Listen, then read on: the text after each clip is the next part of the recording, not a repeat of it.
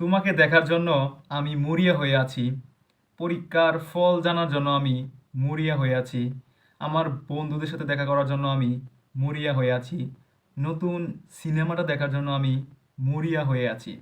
ছুটিতে ঘুরতে যাওয়ার জন্য আমি মরিয়া হয়ে আছি।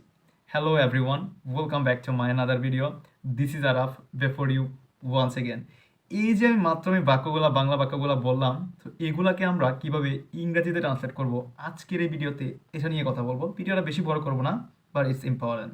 ওকে, সো এই যে আপনি কোনো কিছু করতে মরিয়া হয়ে আছেন বা কেউ কোনো কিছু করতে মরিয়া হয়ে আছে, এরকম অর্থে আপনি ব্যবহার করবেন I am dying two.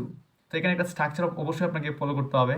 I am dying to plus verb one use করতে হবে। আপনি চাইলে এটা ইউজ করে এই সকল ধরনের বাক্যগুলোকে খুব সহজেই আপনি বাংলা থেকে ইংরেজিতে ট্রান্সলেট করে ফেলতে পারবেন। সো আমি যদি এক্সাম্পলগুলো আবারও দিই, আপনি বুঝতে পারবেন clearly.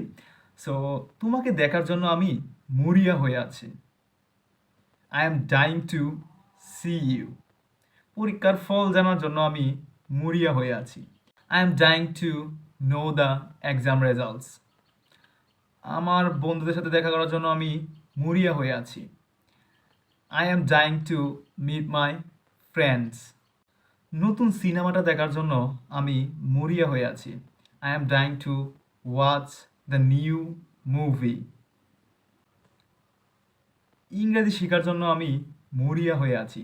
I am dying to learn English. Laptop কেনার জন্য আমি মরিয়া হয়ে আছি। I am dying to buy a laptop. তোমার সাথে কথা বলার জন্য আমি মরিয়া হয়ে আছি। I am dying to talk to you. So আশা করি বুঝতে পারছেন, জাস্ট মরিয়া হয়ে আছি এই অর্থে আপনি ব্যবহার করবেন ডাইং টু। অলরাইট।